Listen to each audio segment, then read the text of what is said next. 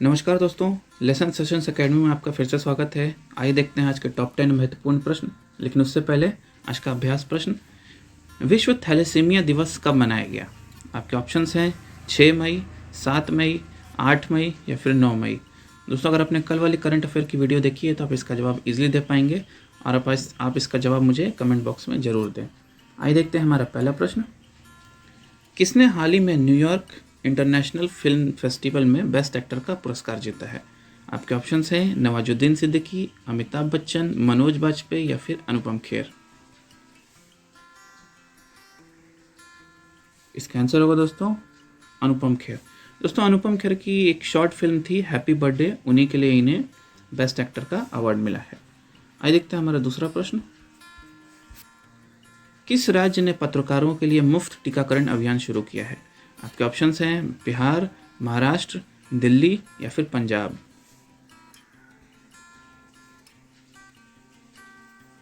इसका आंसर होगा दोस्तों दिल्ली।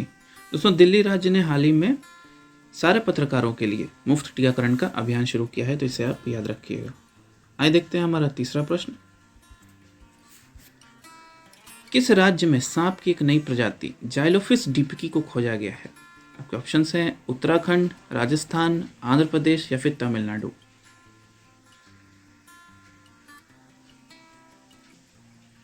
इसका आंसर होगा दोस्तों तमिलनाडु। दोस्तों, तमिलनाडु में ही एक नई सांप की प्रजाति जाइलोफिस डिपिकी को खोजा गया है।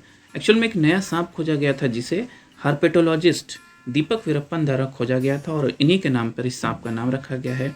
याद रखिएगा, हर्पेटोलॉजिस्ट क्या होता है दोस्तों? हर्पेटोलॉजिस्ट वो लोग होते हैं जो कि रेंगने वाले जीव यानी रेप्टाइल्स पर रिसर्च करते हैं। आइए देखते हैं हमारा चौथा प्रश्न,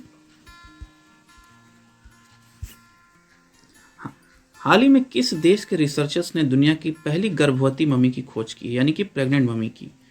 दोस्तों, मम्मी क्या होती है? मम्मी पुराने मिस्र में जब लाशों को दफनाया जाता था तो उसको एक ताबूत में रखकर और पट्टियों के द्वारा केमिकल लगा के लाशों को लंबे समय तक प्रिजर्व कर दिया जाता था। तो हाल ही में एक नई मम्मी की खोज हुई है जिसके पेट के अंदर बच्चा था, यानी वो दुनिया की पहली प्रेग्नेंट मम्मी है। आपके ऑप्शंस हैं अमेरिका, मिस्र, ब्रिटेन या फिर पोलैंड। इसका आंसर होगा दोस्तों पोलैंड। दोस्तों, पोलैंड के रिसर्चर्स ने ही हाल ही में एक प्रेग्नेंट मम्मी की खोज की थी, तो इससे आप याद रखिएगा। इससे क्वेश्चन हमेशा बन जाते हैं क्योंकि दुनिया की पहली जो चीज़ें होती हैं इससे क्वेश्चन हमेशा बनते हैं। आइए देखते हैं हमारा पांचवा प्रश्न, किस राज्य ने हाल ही में ग्लाइफोसेट पर प्रतिबंध लगाया है? आपके ऑप्शंस हैं तेलंगाना, उड़ीसा, केरल या फिर पंजाब।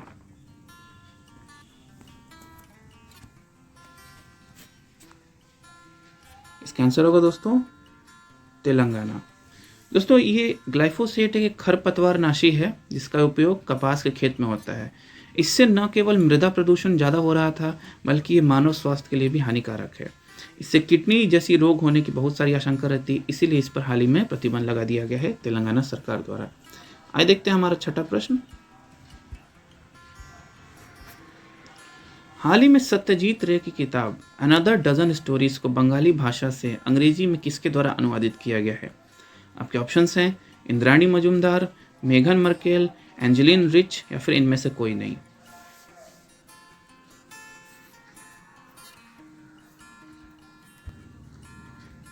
इसका आंसर होगा दोस्तों इंद्राणी मजुमदार। दोस्तों, सत्यजीत रे की ये किताब, सत्यजीत रे आपको पता है बहुत ही फेमस फिल्म डायरेक्टर थे बंगाली भाषा के, और इनकी पाथेर पंचाली एक काफ़ी फेमस मूवी थी। इसके पहले भी मैंने सत्यजीत रे को लेकर क्वेश्चन डिस्कस किया था। तो हाल ही में इनकी लिखी हुई किताब जो थी अनदर डजन स्टोरीज को इनको बंगाली भाषा से अंग्रेजी में इंद्राणी मजुमदार द्वारा अनुवादित यानी कि ट्रांसलेट किया गया है। आइए देखते हैं हमारा सातवां प्रश्न, किसने हाल ही में कोविड का पता लगाने के लिए एआई यानी कि आर्टिफिशियल इंटेलिजेंस टूल विकसित किया है? आपके ऑप्शंस हैं सीरम इंस्टीट्यूट, एम्स, डीआरडीओ या फिर इनमें से कोई नहीं। इसका आंसर होगा दोस्तों डीआरडीओ। डीआरडीओ यानी कि डिफेंस रिसर्च डेवलपमेंट ऑर्गेनाइजेशन, जो कि भारत की एक रक्षा अनुसंधान संस्था है, इसने ही एक आर्टिफिशियल एल्गोरिदम बनाई है जिससे कोविड का पता लगाया जा सके। आइए देखते हैं हमारा आठवां प्रश्न, हाल ही में यूरेनियम का सबसे हल्का प्रकार विकसित किया गया है। यह है यूरेनियम 213, यूरेनियम 214, यूरेनियम 326 या फिर यूरेनियम 720। इसका आंसर होगा दोस्तों यूरेनियम 214। दोस्तों हाल ही में यूरेनियम का सबसे हल्का प्रकार बनाया गया है। देखिए दोस्तों याद रखिएगा, नेचर में यानी कि नेचुरल यूरेनियम जो है वो यूरेनियम 238 है, यानी यूरेनियम 238, और इसको फिर यूरेनियम 235 यानी कि यूरेनियम 235 में कन्वर्ट करके परमाणु रिएक्टर में यूज़ किया जाता है, यानी न्यूक्लियर रिएक्टर में। लेकिन अभी उससे भी हल्का एक बना लिया गया है यूरेनियम का सबसे हल्का प्रकार, वो है यूरेनियम 214। इसको याद रखिएगा। आइए देखते हैं हमारा 9वां प्रश्न। विश्व प्रवासी पक्षी दिवस यानी कि वर्ल्ड माइग्रेटरी बर्ड डे कब मनाया जाता है? आपके ऑप्शंस हैं 6 मई, 7 मई, 8 मई और 9 मई। इसका आंसर होगा दोस्तों 8 मई। दोस्तों प्रवासी पक्षियों के बारे में जागरूकता बढ़ाने के लिए एवं उनके संरक्षण के लिए अंतर्राष्ट्रीय सहयोग के लिए यह दिवस मनाया जाता है।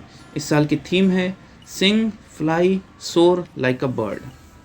और याद रखिएगा दोस्तों 8 मई को वर्ल्ड रेड क्रॉस डे भी मनाया जाता है। इसके साथ ही कल ही मैंने बताया था वर्ल्ड थैलेसीमिया दिवस भी मनाया जाता है। दोस्तों इस तरह के जो इंपॉर्टेंट डेज वाले क्वेश्चन जब आपको दिखें तो आप इसको एक पेपर पे नोट कर लीजिए। इसमें आपको एक मंथ के सारे जो इंपॉर्टेंट डेज हैं ये आप इसको नोट करें। इससे इंपॉर्टेंट डेज आप कभी भूलेंगे नहीं और ये आदत को आप डेवलप करें। इससे आपको काफ़ी मदद मिलेगी, आपको सारा डेटा एक ही जगह कलेक्ट हो जाएगा। आइए देखते हैं हमारा 10वां प्रश्न। पुटोला नाच किस राज्य की पारंपरिक कठपुतली कला है? आपके ऑप्शंस हैं झारखंड, केरल, गोवा या फिर असम। इसका आंसर होगा दोस्तों असम। दोस्तों हाल ही में जो पुटोला नाच है ये असम की एक कठपुतली कला है और इसको फिर से रिवाइव करने की बात हो रही है ताकि जो सांस्कृतिक कला है इसको हम असम की इसको हम आगे से आगे बढ़ा सकें।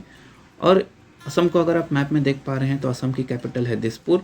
और ये फेमस है किस लिए, याद रखिएगा, ज्योग्राफी में सवाल जरूर पूछता है। असम फेमस है एक सींग वाले गैंडा यानी कि वन हॉर्न राइनो के लिए।